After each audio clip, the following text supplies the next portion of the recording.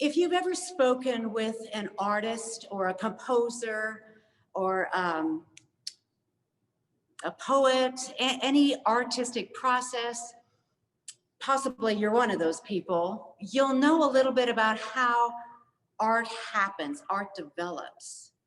Sometimes artists don't know where they're headed when they begin a new piece.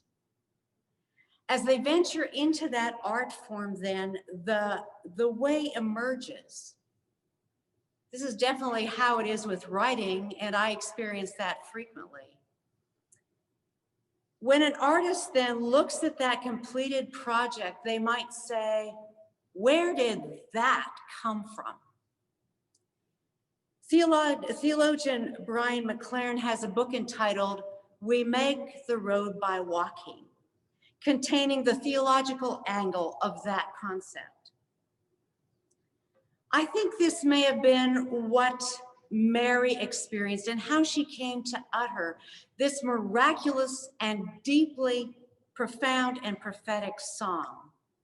She, along with her country folk, had been in the darkness, waiting, oppressed, clinging to hope for hundreds of years.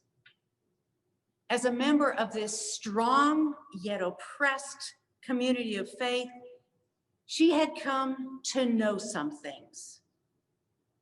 But even though she knew the history of what they had been through as a people, that didn't mean that the future didn't feel daunting to her.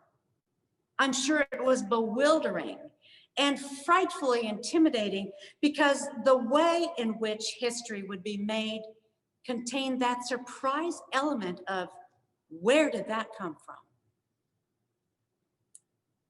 When artistic, creative pieces are born, they flow from a wellspring, a reservoir deep within the soul. The deposits which have contributed to this repository have come from a host of places, experiences, stories, people along the way, insights and know-how from years of education and immersion into that art form and into that culture, hard work, and sometimes spent in silence and contemplation. This reservoir is filled in response to a deep work of the Spirit inside of individuals who are open to that holy wind. Mary knew where she was embedded. She knew the history of her people. Though she was a very young girl, she had heard stories of their life as people of God. She had at least some understanding of the Hebrew prophecies that promised retribution and release. She also knew of the people's collective hopes and dreams. When children grow up with stories of their ancestors, their history, along with stories of faith, this represents deposits being made into reservoirs, immensely important for their stability and well-being. They will draw from that wealth repeatedly. I'm convinced this is in large part the reason that Mary was able to live with the assignment she was given by the angel Gabriel shortly before the story that Jackie read for us today. Mary knew where she was situated in history, and she knew to whom she could go after hearing Gabriel's unsettling news. The announcement that Gabriel had made, possibly only days before Mary's cross-country trek, was momentous, to say the least. It was contrary to everything that Mary and her community would have thought reflected proper decorum. She may have even recoiled from this assignment, as depicted by one artist, Otto Diess. This is how he depicted Mary's encounter with the angel.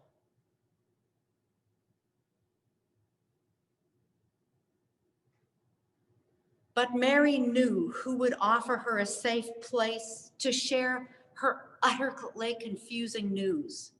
After all, Gabriel, the angel, had tipped her off that Elizabeth too was pregnant unexpectedly. It didn't take long for Mary to decide that she needed to be in the presence of another woman who would understand her predicament. The circumstances surrounding Elizabeth's pregnancy were also not without complication. So Mary headed out on a long journey to visit her cousin, Elizabeth. No small trip, estimated 80 miles as the crow flies, but likely much farther given the hills through which these roads snaked. And of course, travel was tedious and precarious at that time. This long journey gave her ample time to ponder, something she grew very accustomed to over the course of her life with Jesus. She will have mulled over the ramifications over and over in her mind. And despite fear and confusion, I'm sure she reminded herself that the God she knew was steadfast, trustworthy, giving hard assignments, yes, but even much offering abundant provision. Her people had experienced this, and she knew this. When she arrived, she was met with a celebratory welcome. Our text states, Elizabeth greeted Mary in a loud voice. Women greeting women, exuberant, utter joy in the sheer gift of being together again. And this time, with a supernatural awareness that Mary's was no ordinary pregnancy. When Mary was confronted with news that rocked her world, she didn't go to the religious leaders to register the spiritual significance of this moment.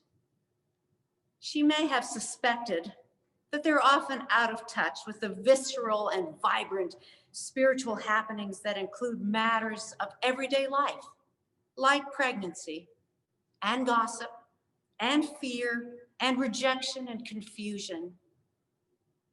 This time in her life needed the depth of one of her own. She knew who was trustworthy, who had her interests at heart, and who would allow her to process in the safety of home. This prophetic song is one of the most significant in the Christian faith. It is a profound statement of faith. But Mary wasn't summoned to a public reveal. There were no lights, no candles, no press releases. Those who know the depth of hidden things often don't have large platforms or big audiences.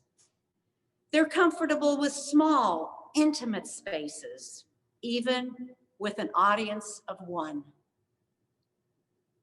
Didn't Jesus grow up to teach that those who prayed in secret would receive a public reward later?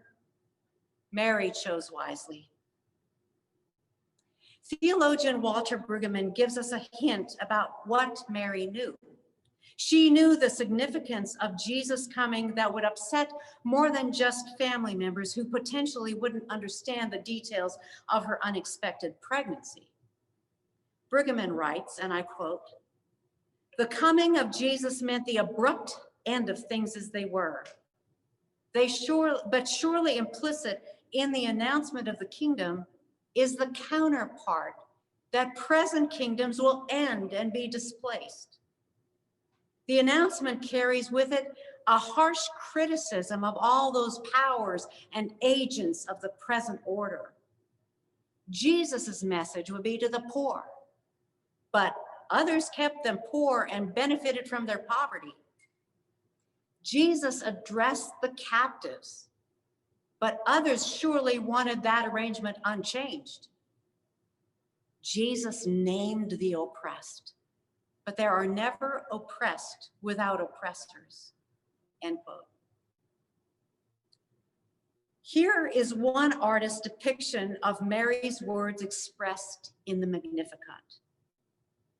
I'll give you just a moment to have a look at that.